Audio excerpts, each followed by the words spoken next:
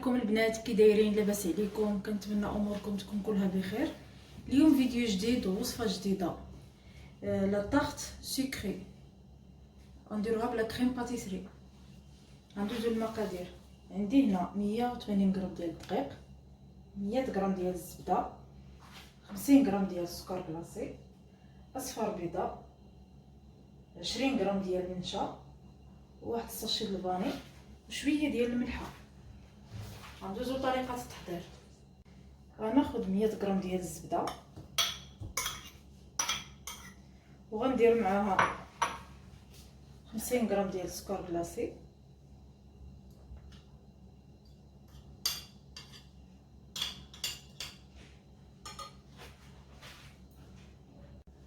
وغندير قبصه ديال الملحه، وغندير واحد الساشي ديال الفاني.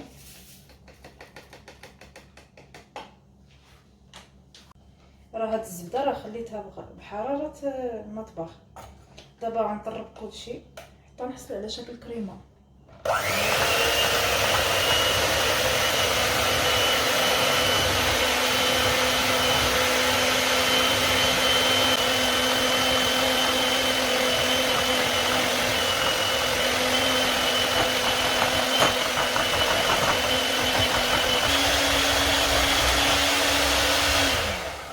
فهي كما كتشوفوا تخلط لي داك السكر كلاصي مع الزبده.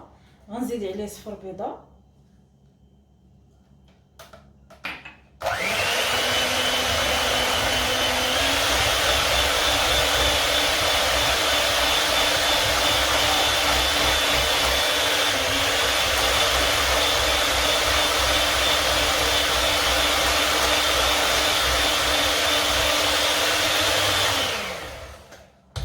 ما تخلط لي الخليط. غنحيد هاد الذره وغنضيف الدقيق ونشا. غنزيد ديك 20 غرام ديال النشا،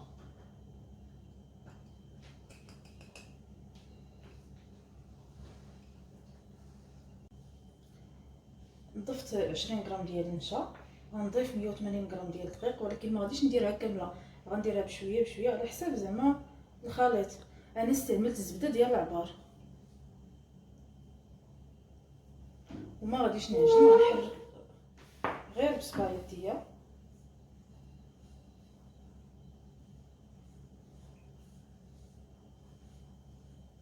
باقي خاصني الدقيق، غنزيد مازال. كما شفتوني راه ما كنعجنش، غير بصبايطيه، غير بحال شي فرشيطه وكتحركي.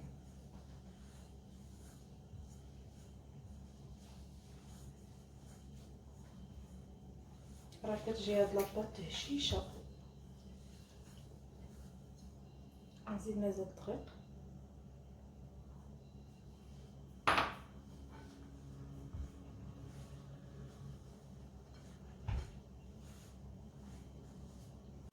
انا درت ديك 180 غرام دقيق كامله.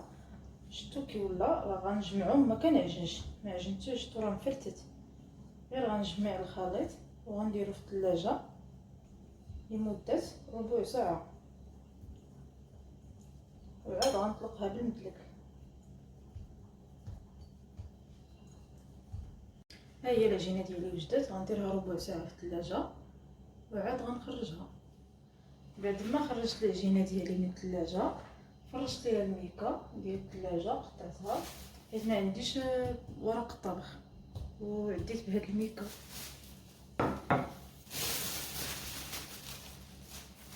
باش تسهل عليا لا غنهزها وفي غنسرحها بالمدلك.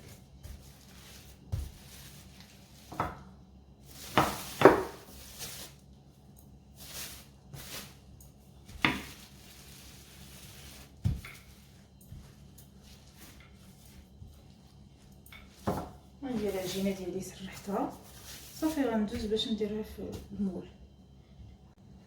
غناخد بعد ما سرحت العجينه غناخد هاد المول كيتحل من التحت باش تسهل عليا نزولها.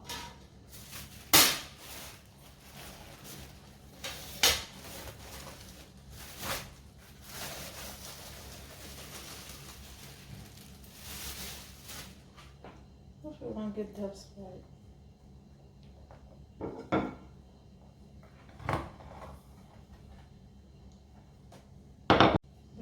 هاد الجناب هابطين. غنزيد ليهم في العجينه تنسالي بهاد الطريقه تنقدها كامله.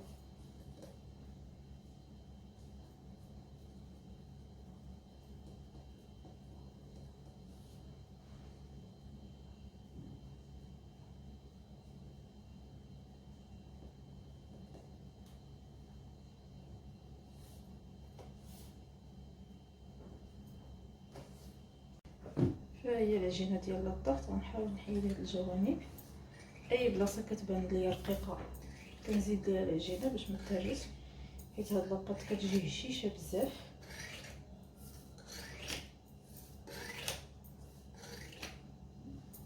ها هي لاطاغ ديالي، حاولت نقادها البلاصه اللي كتبان ليا رقيقه كنزيد ليها العجينه باش ما تفرتش. ندير ليها الفرشات نقلبها كامله.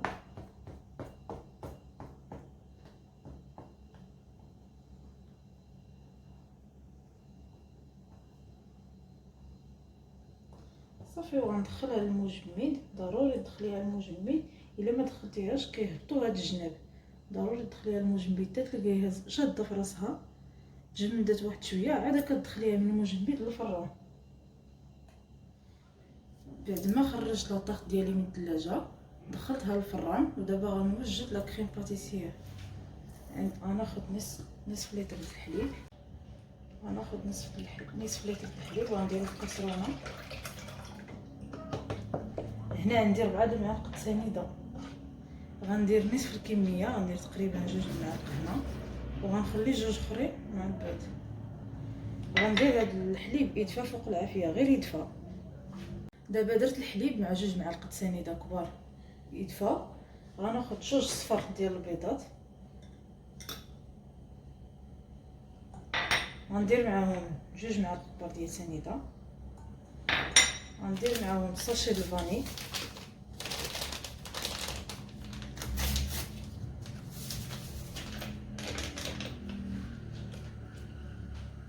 غنزيد معاهم 2 المعالق النشا. اللي بغا ديك لا كريم باتيسير تجي ثقيله يدير 3، انا غتجيني خفيفه حيت درت غير 2.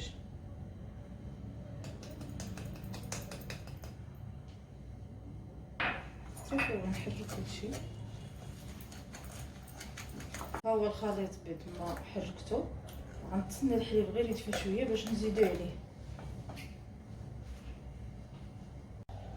ها هو الحليب خليته غير يدفى شويه، غنزيدو على البيض، على داك البيض ونرجع نحرك.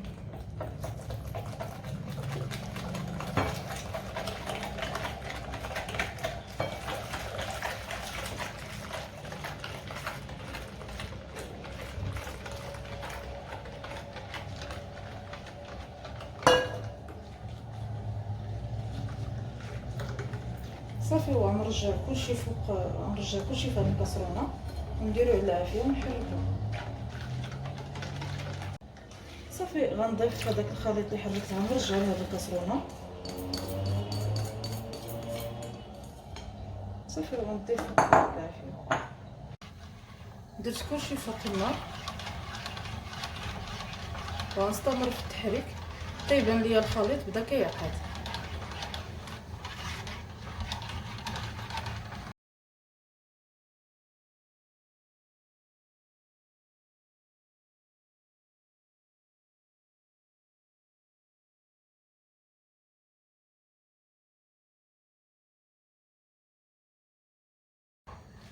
صافي ها هي الكريمه ديالي بدات كتعقد. خصكم تنقصوا العافيه باش ما يتحرقش لكم من التحت وتستمروا في التحريك. ها هي الكريمه صافي وجدات. غندوز باش نخرج لاطاغ ديالي من الفران. زولت ديك لا كريم فوق النار، غنزيد ليها المعلقه ديال الزبده، وغنحرك مزيان حتى تذوب ديك الزبده، وغندير ليها السلوفون وغنخليها في الثلاجه حتى تبرد، وعاد غنديرها فوق لاطاغ. ها هي لاطاغ بعد ما خرجتها من الفران، وهي الكريمه خليتها حتى بردات. غندوز باش نخوي عليها.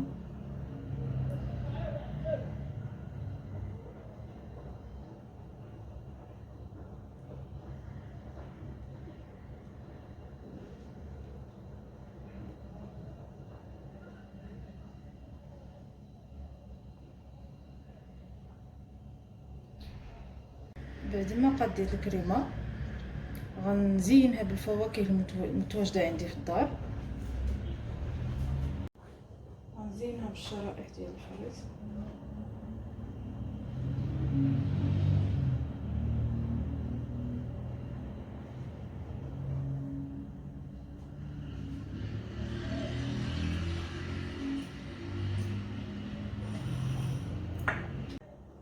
دورت عليها الفريز، غندور عليها الكيوي.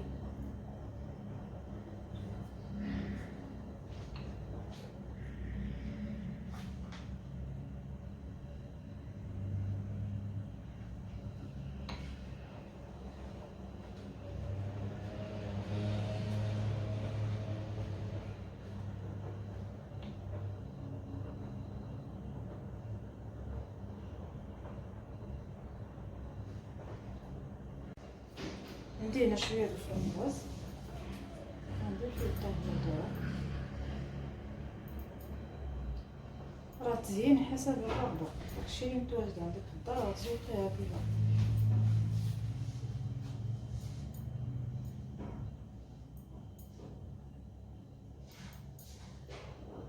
قطعت هنا شويه الطريفات ديال البنان.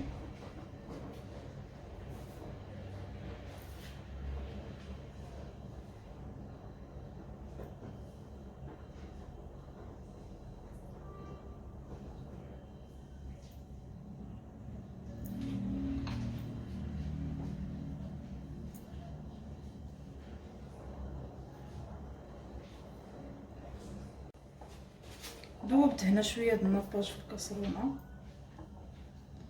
غندوز باش اللي ما عندوش الناباج يمكن يدير الكونفيتور. انا زوقت بداكشي اللي متواجد عندي. راه كتجي لاباط ديالها هشيشه. ها هي الوصفه ديال اليوم، كنتمنى تعجبكم وتجربوها وتردوا عليا الخبر في التعاليق، ودعموني بالاشتراك في القناه وباللايكات ديالكم.